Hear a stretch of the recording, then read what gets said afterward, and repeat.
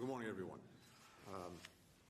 In just a few weeks' time, we'll gather here in Washington for NATO's 75th summit, celebrating 75 years of strength, of unity, of growth, of innovation in our alliance, but also, critically, looking forward to make sure that NATO is fit for purpose for the challenges of today and the challenges tomorrow.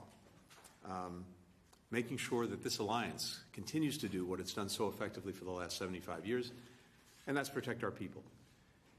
And I think it's an opportunity as well to remind all of our citizens about the power of collective defense. The power of collective defense as the best way to prevent conflict, to deter aggression, to avoid war. Because at the heart of NATO is a commitment from each ally to come to the defense of any other ally that may be the victim of aggression. And that means that a would-be aggressor, considering taking action, knows that if they pick a fight with one, they pick a fight with all. And that is the most effective, powerful way to do what we all want to do, which is to prevent war from occurring in the first place. So these investments that we're making in our defensive alliance are the best possible investments we can make in preventing conflict, avoiding conflict, deterring aggression. Secretary General and I were together in Prague with all of our allies just a couple of weeks ago, working through the key decisions ahead of the July summit. And of course, critically, Secretary General was here with President Biden yesterday, working to help finalize these details, and very important ones. We continue that conversation today. We have very ambitious commitments that we're making as an alliance going forward. We're demonstrating our enduring support for Ukraine and providing a strong bridge to Ukraine's membership in the alliance. We're establishing a NATO command in Wiesbaden, coordinating training, security assistance, equipment, its transfer, its repair, its maintenance. We're strengthening our collective deterrence and defense.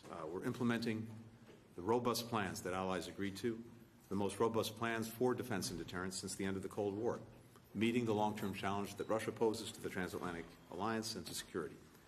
We're growing our defense industrial bases to make sure that all of our countries can effectively produce what's needed for our defense.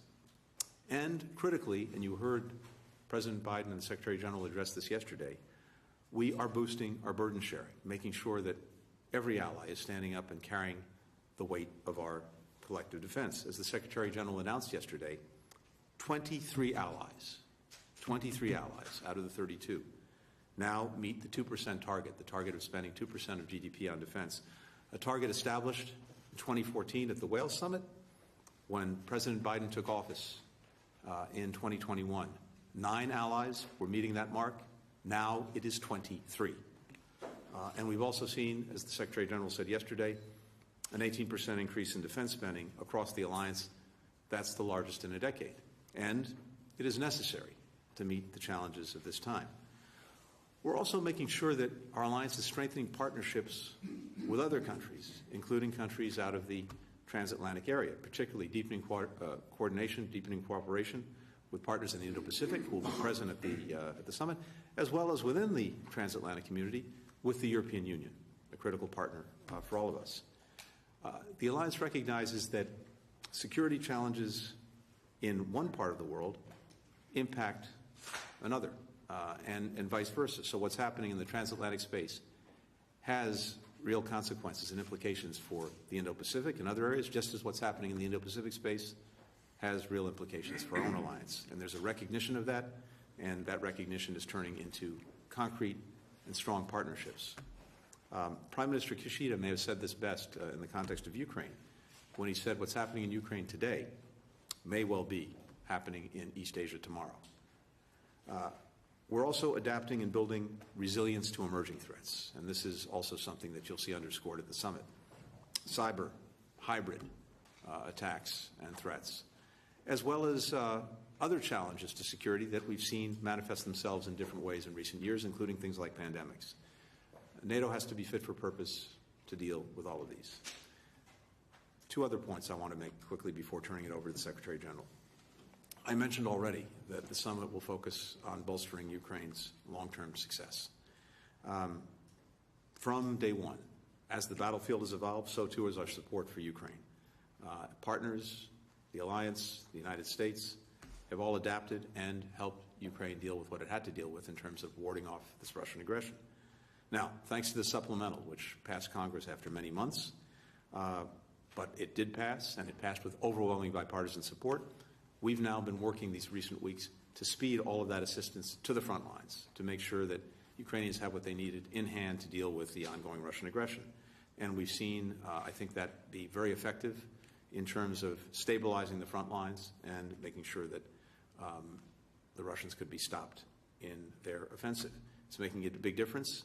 Of course, as we've said all along, what makes the biggest difference is the extraordinary courage and resilience of Ukrainians themselves, both in dealing with the challenges in Kharkiv and in the east, but also taking the fight as necessary to Russia in Crimea, as well as in the Black Sea. The bilateral assistance agreement that the United States signed just a few days ago, President Biden and President Zelensky, that marks now the, I think, 17th bilateral security agreement that's been signed since President Biden announced this initiative on the margins of the G7 a year ago.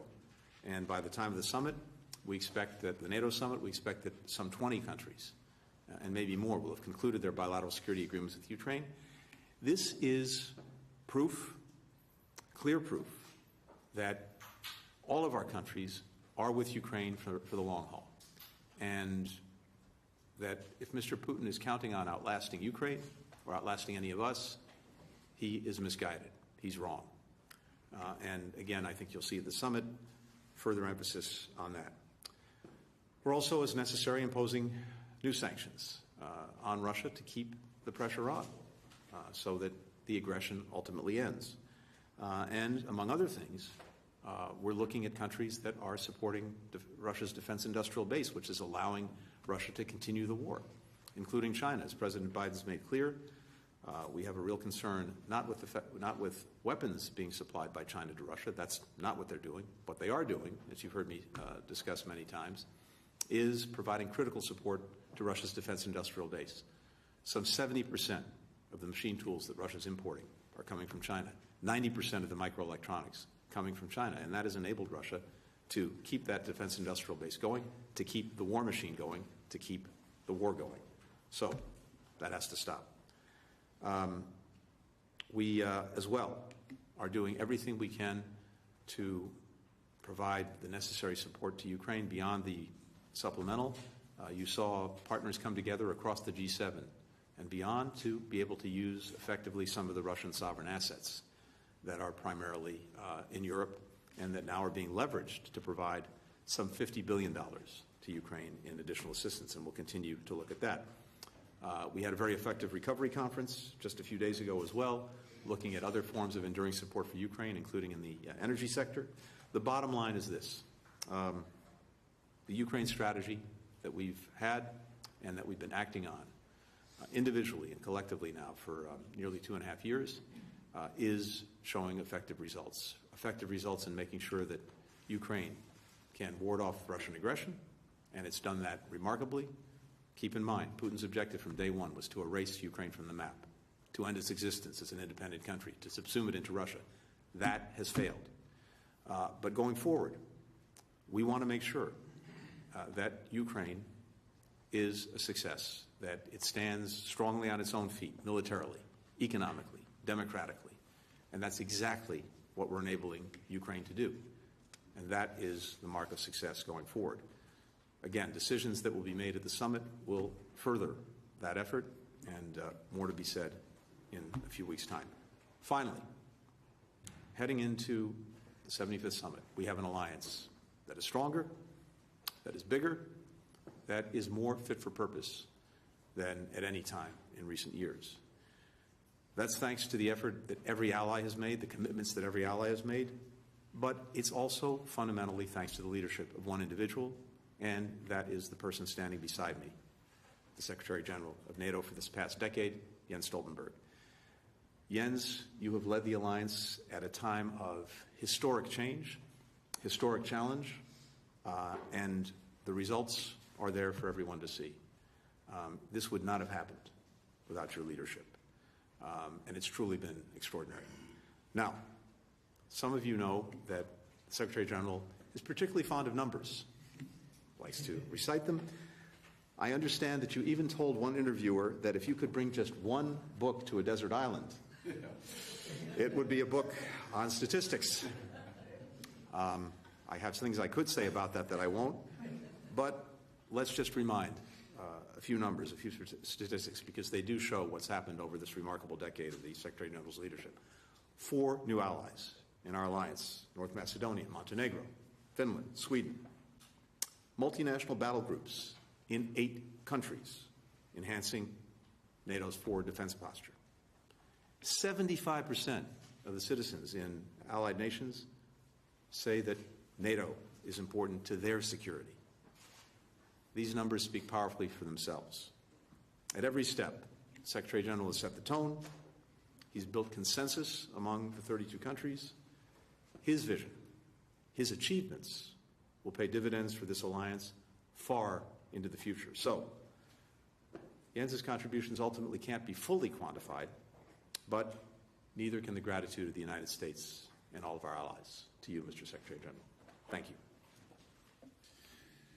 Secretary Blinken, dear Tony, thank you for your kind words, and thank you for your support throughout these years in different ways.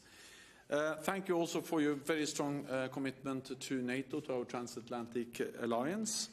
And let me also thank you for your tireless efforts to end the suffering in the Middle East.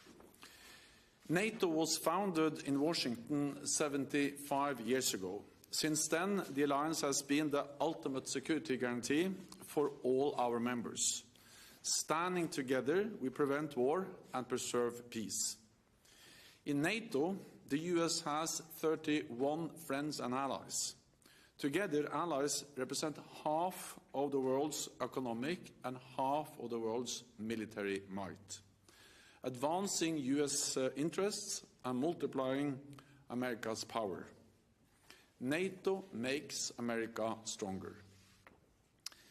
Yesterday, as you mentioned, Secretary Blinken, with President Biden, I announced that NATO allies are making major increases in defense spending. This year, defense spending across Europe and Canada is up 18%, the biggest increase in decades. 23 allies will meet the target of spending at least 2% of GDP on defense. This is more than twice as many as just 4 years ago. Since 2014, Europe and Canada have added over 640 billion extra in defense spending. This demonstrates a historic improvement in burden sharing within NATO. It shows that the United States does not need to shoulder the burden alone, and that the US has a strong alliance in which allies are stepping up year after year. And much of this increased defense spending is spent right here in the United States. Over the past 2 years, European allies have signed contracts with American companies worth 140 billion US dollars. Since 2014, NATO has undergone the most significant transformation in our collective defense in a generation. We have put in place the most comprehensive defense plans since the Cold War. We have 500,000 troops at high readiness, and we have doubled the number of battle groups in the eastern part of the alliance. And with Sweden and Finland as members, we are stronger than ever. Russia's war in Ukraine is a brutal assault on a peaceful, democratic nation. This war is propped up by China, North Korea, and Iran. They want to see the United States fail. They want to see NATO fail. If they succeed in Ukraine, it will make us more vulnerable and the world more dangerous. So our support to Ukraine is not charity. It is in our own security interest. We all want this war to end, but the Russian occupation of Ukraine offers no peace, and capitulation to Putin offers no security.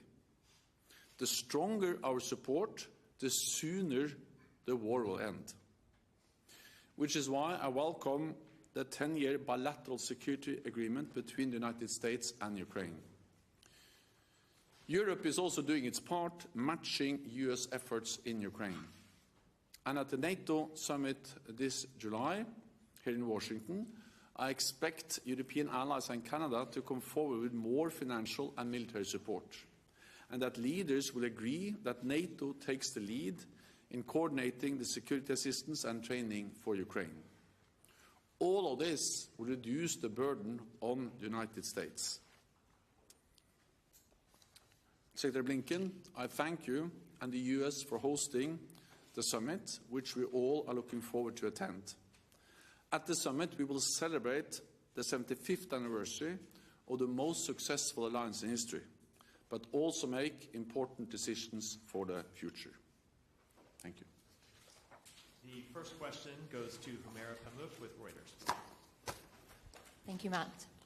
Mr. Secretary General, I'm very glad you like numbers. I have a number of questions in true Washington fashion. Multi-part questions that Secretary Blinken is particularly fond of. Number 1 is a very good number. Let me start with Gaza, and I'll turn to NATO. Mr. Secretary, Israeli Prime Minister Benjamin Netanyahu posted about an hour ago, conveniently timed for this press conference, a video talking about U.S. pause on some weapons to Israel, and said you assured him last week that U.S. is working to remove those bottlenecks. Is this an accurate characterization of what you told him? If not, what did you tell him? Will the U.S. remove its holds on these bombs? And finally, have the ceasefire negotiators made any progress since last week? Are you more or less optimistic today about the prospects of a deal? Let me turn to both of you. Russian President Vladimir Putin is going to North Korea, a first in 24 years. And the partnership of Russia, China, and North Korea seems to be solidifying and emerging as a front against West's rules-based order. How concerned are you about this partnership? Mr. Secretary General, particularly for you, do you see a collective NATO role to contain this emerging front? And back to both of you again, what specifics do you have on how much North Korea is contributing to Russia's war machine? And what is your understanding that what Moscow is giving Pyongyang in return? Thank you. Thanks, Mara. So on the questions regarding Israel and Gaza, first, it's very important to remember that our security relationship with Israel goes well beyond Gaza. Israel is facing a multiplicity of threats and challenges, including in the north from Hezbollah, from Iran, from the Houthis in the Red Sea, from various groups that are aligned against Israel and, in many cases, beholden to Iran. So the President's been very clear from day one that he will do everything he can to make sure that Israel has what it needs to effectively defend itself against these threats. And a big part of that as well is making sure that in providing that assistance to Israel, it has a strong deterrent, which is the best way to avoid more conflict, to avoid more war, to avoid what we're already seeing in Gaza spreading to other areas, to other fronts. That's been one of our objectives from day one. So we're committed to that. We, as you know, are continuing to review one shipment that President Biden has talked about with regard to 2,000-pound bombs because of our concerns about their use in a densely populated area. Like Rafah, that remains under review. But everything else is moving as it normally would move. And again, with the perspective of making sure that Israel has what it needs to defend itself against this multiplicity of challenges. With regard to the ceasefire negotiations, and you heard me talk about this at length during our trip, I'll just remind everyone once again that the entire world came together behind the proposal that President Biden laid out a few weeks ago. The entire world, with one exception, and that was Hamas. Hamas came back with, after everyone else had said yes, including Israel, reconfirmed to me by Prime Minister Netanyahu when I was in Israel. Hamas came back with new conditions, new demands, including demands and conditions that actually went beyond what it had already previously accepted. So we're working to see if we can bridge the gaps that Hamas has now created by not saying yes to the proposal that everyone else had agreed to, that was endorsed by the United Nations Security Council, countries around the world, and we have the negotiators, the mediators, Egypt, Qatar in particular, working on this to see if we can bridge the gap. As I've said before, and I'll repeat again based on what we've seen in recent days, I believe that the gaps are bridgeable, but that doesn't mean they will be bridged because ultimately Hamas has to decide. And it could decide again to continue to move the goalposts, to move the line out. If it continues to do that, the net result will be that people will continue to suffer horrifically every single day. And you have to question whether one individual living, we believe, hundreds of feet underground, relatively safe, is putting his own interests and his own views ahead of the interests, the needs of the people that he purports to represent.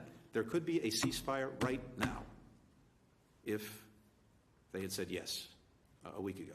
So we'll continue to work this with urgency, with determination, to see if we can bridge the gap. But I can't tell you with conviction that we will because, again, you have Hamas that continues to move the line.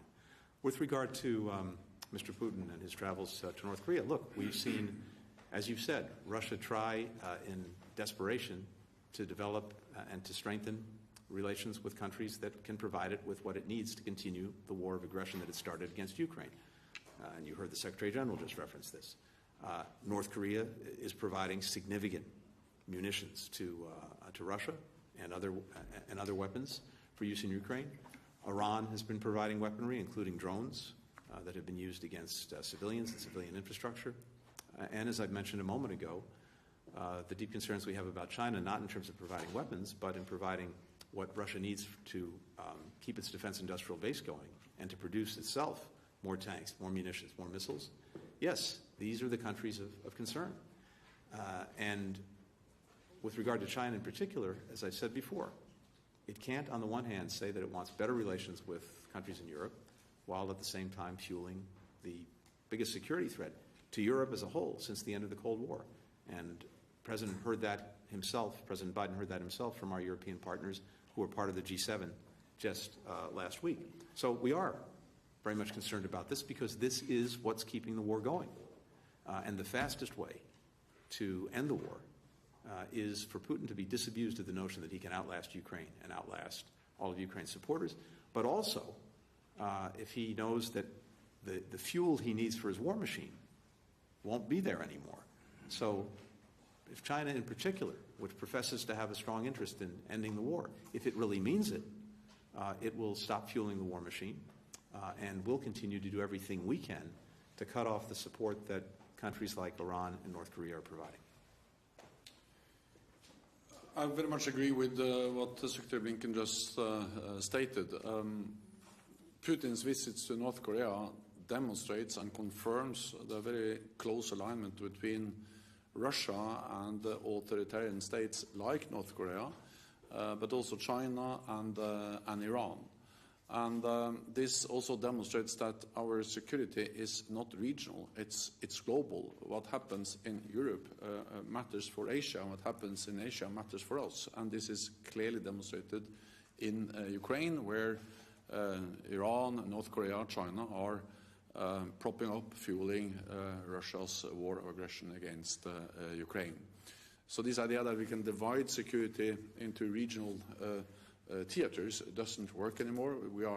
Everything is intertwined, and therefore we need to address these challenges together.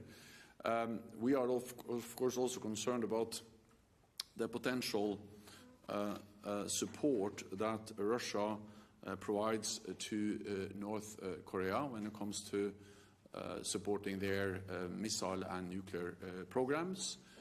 We see how much military support Russia gets from North Korea, but also from Iran, and how China is propping up their war economy. And this is also one of the reasons why at NATO and at the NATO summit here in Washington next month, we will further strengthen our partnership with our partners in the Asia-Pacific region, Australia, New Zealand, South Korea, and Japan, also to address the fact that the challenges they see, we see in Asia and Asia-Pacific are directly linked to the challenges we face in Europe. And let me also say that I also fully agree that China cannot have it both ways. They cannot continue to have normal trade relationships with countries in Europe and at the same time fuel the biggest war we have seen in Europe since the Second World War. So at some stage this has to have consequences for China.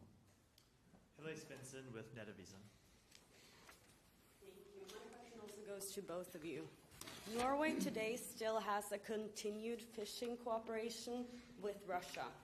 I am wondering how we should approach this moving forward, and if there are, or if you are concerned, or we should be concerned about them taking advantage of this cooperation in light of Russian intelligence. So, which country? Norway, Norway. fishing cooperation. Sorry, I know Norway. Yes. No, as a first of all, Also, I'm not speaking on behalf of Norway. What I can say is that I expect all allies to fully implement the sanctions we have agreed within the also EU framework, and also individual allies have imposed. Then beyond that, I think I leave it to Norway to comment on how they implement the sanctions. Yeah, and I agree with the Secretary General. Thank you. Tom Maitland with BBC. Thank you very much to both. I can start with Mr. Secretary General. We heard the Secretary of State talk about hybrid attacks against NATO frontline countries, an issue he's talked about before, particularly in Prague, and a view that NATO would respond collectively as is appropriate. What does that response look like? Perhaps you can elaborate on whether there is a response already, or is this something that you think should take place in the future? Do you retaliate or try and create deterrence? I'm just interested in how that happens, and is there evidence that such action can create deterrence? And Mr. Secretary of State, Amos Hochstein has been in the region over the last few days in the Middle East. Can you report any progress on de-escalating tensions between Israel and Hezbollah?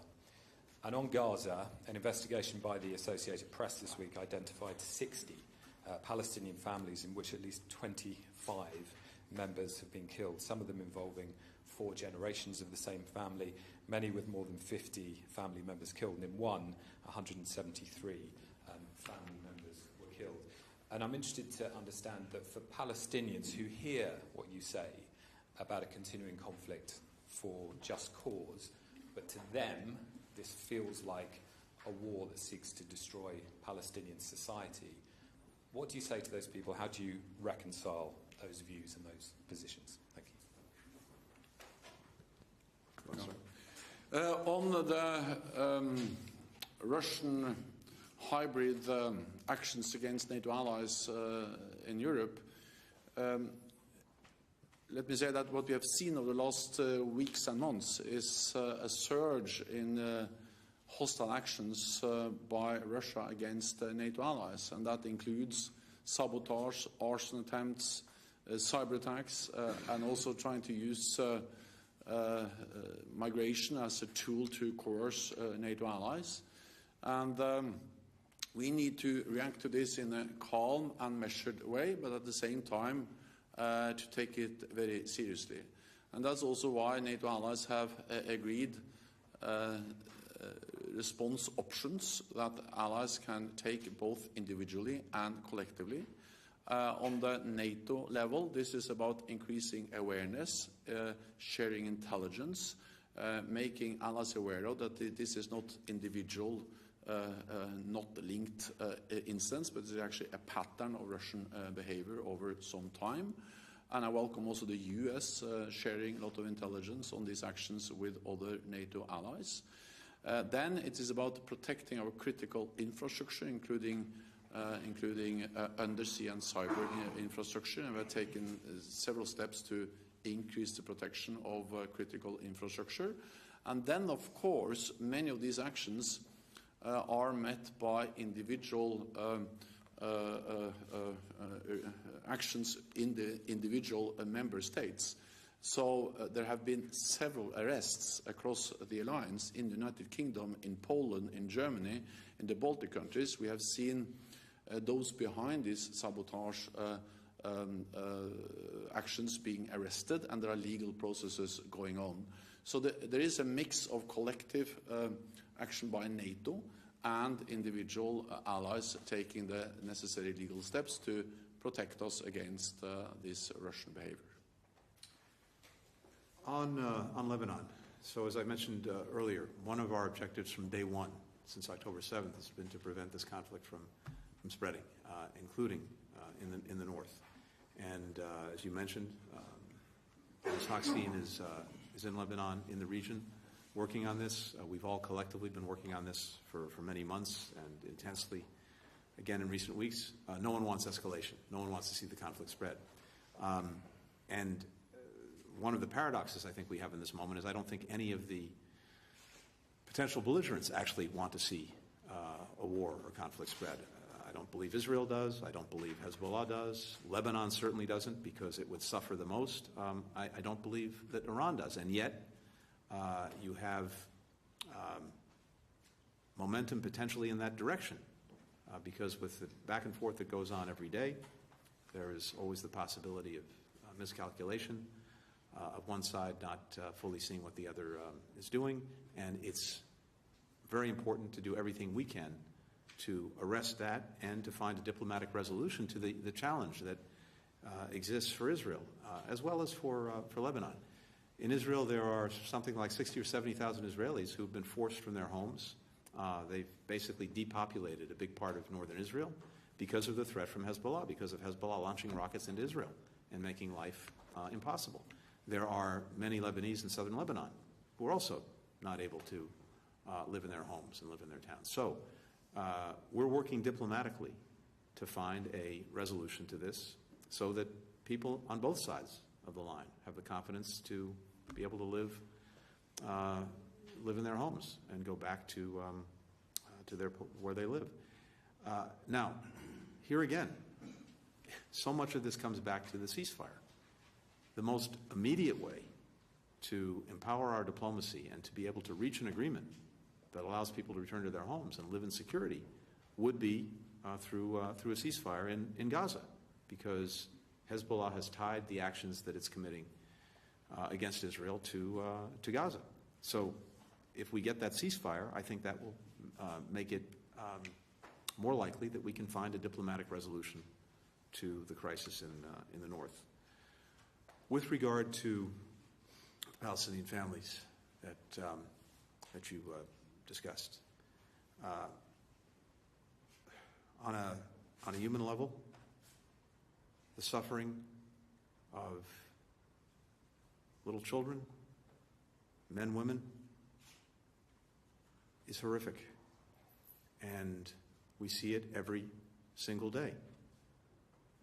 People who are caught in a crossfire of Hamas's making as a result of a war that Hamas started are suffering every single day.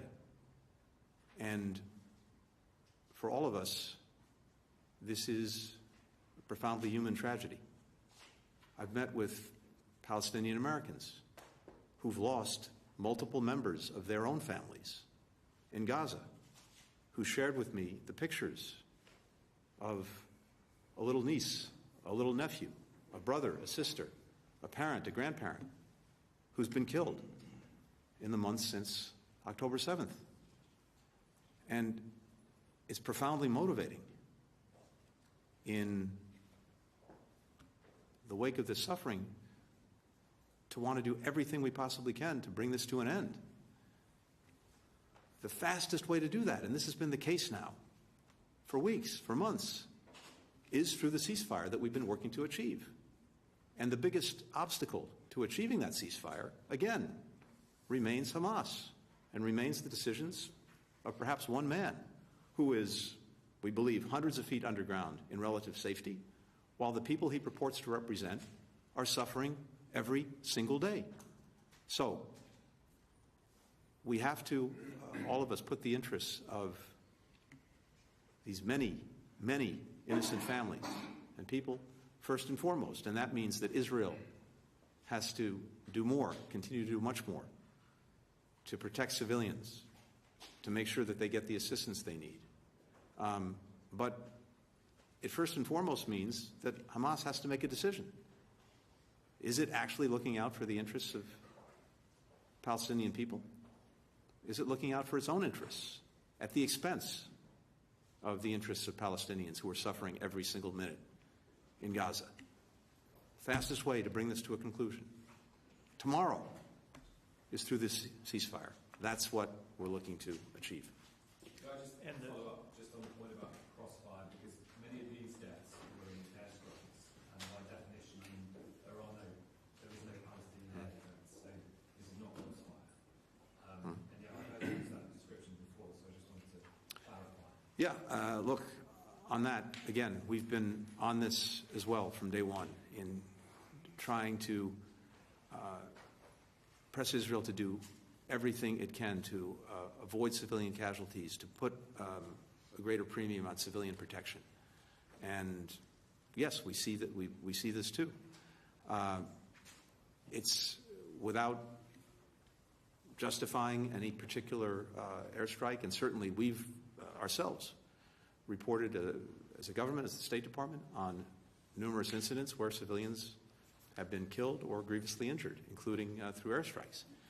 But as we've also said, this terrain is extraordinarily difficult, maybe uniquely difficult, because again, you have Hamas that not only is hiding deep underground in tunnels while the people it purports to represent are not, it's also hiding in apartment buildings, hospitals, schools, using those as places to plot, to plan, to protect itself.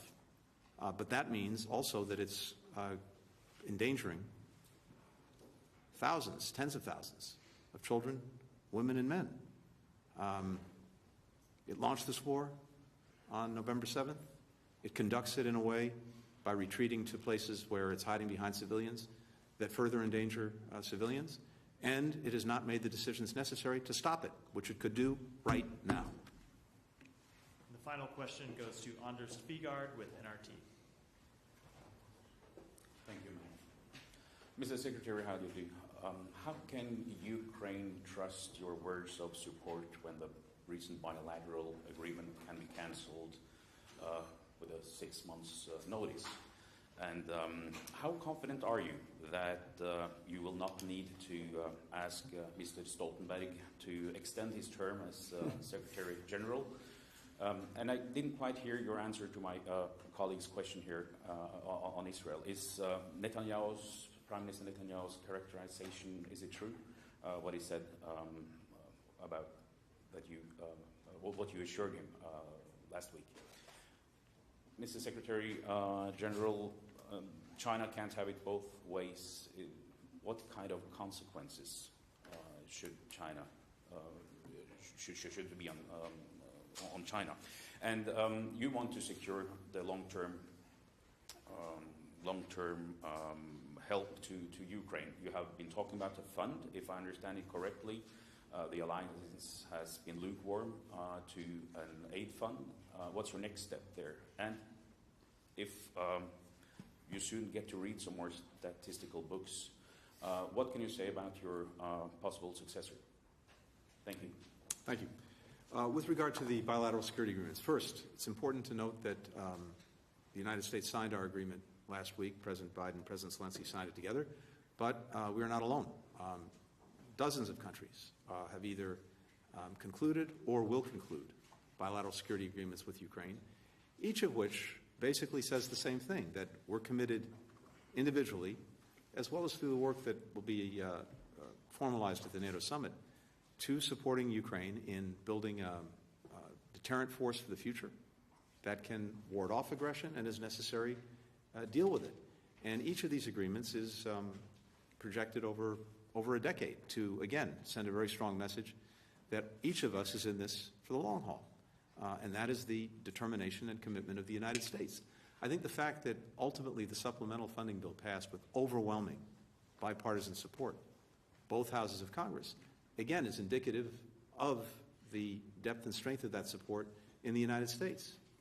And polling continues to show strong support in the United States for helping Ukraine, making sure that it can stand on its own feet effectively, because that's what this is about.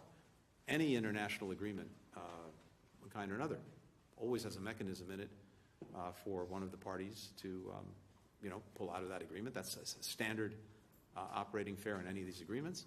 But I think everything that we've seen, not just from the United States, but from so many other countries, is an enduring commitment to Ukraine and making sure that it can stand strongly on its own feet. And I do not expect that to change.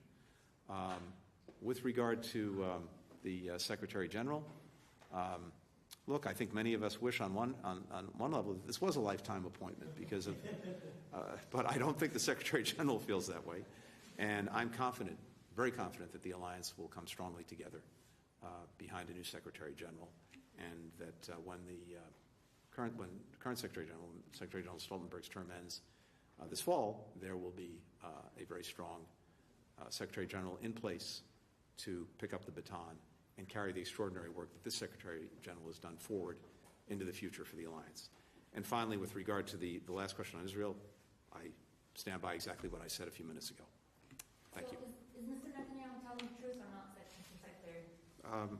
Again, I've been I've been as clear as I can possibly be. You assured him that these violence will I'm not going to talk about what we said in diplomatic conversations. I can just say again that we have a commitment to make sure that Israel has what it needs to defend itself against a whole variety of threats. Gaza is part of it, but it far surpasses Gaza in terms of the threats they face. The President's committed to that. We continue to move these different cases through our system on regular order. We have one case that the President's talked about publicly, about the 2,000-pound bombs and concerns that we have about them being used in densely populated areas. That remains. We continue to work through that, but there's been no change in our posture, which our posture is, again, to make sure that Israel has what it needs to defend itself across these many threats. Many of the systems that are moving through our system are ones that have been on order for, in some cases, years. It takes a long time to move these things. And a number of the things that are going to Israel won't get there for years. That is the nature of the way this works. But it's regular order, with the exception of that one system that we've talked about many times in public. Thank you. First, briefly on the question about China. Well, it's too early to say exactly what kind of consequences, but I think just in itself that more and more allies recognizes that it cannot continue the way it is it is today, where China really tries to have a normal relationship with European NATO allies, and at the same time are enabling Russia to be conduct a war of aggression against a European country, the biggest security challenge we have faced in Europe since the end of the Second World War. And of course, this is then about how, unless China changes its behavior, what kind of consequences should then this have for instance, our trade relations? Too early to say, but it has to be an issue that we need to address, because to continue as we do today is not viable. Then on support for Ukraine, so we are discussing and we are addressing many deliverables on Ukraine before the upcoming NATO summit. We have already agreed a plan for NATO training and security assistance for Ukraine. We have seen new announcements, and I expect also more announcement of more military support to Ukraine. I'm certain that we will also have language expressing that Ukraine will become a member of the alliance. And then you are right that I have also put forward proposals on a more long-term commitment, because I strongly believe that the stronger our support is, the more credible our long-term commitment to Ukraine is, the sooner this war can end. The exact language, what we will agree is what allies are now discussed among allies, but I'm confident we have a good solution agreement by the summit. Then normally I don't say anything about my successor, because it's not for me to select my successor. But with the announcement by Prime Minister Orban today, I think it's obvious that we are very close to a conclusion in the alliance for allies to select the next Secretary General. And I think that's good news. I think Mark Rutte is a very strong candidate. He has a lot of experience as Prime Minister. He's a close friend and colleague. And I therefore strongly believe that very soon the alliance will have decided on my successor, and that will be good for all of us, for NATO, and also for me. Thank you. Yeah, thank you.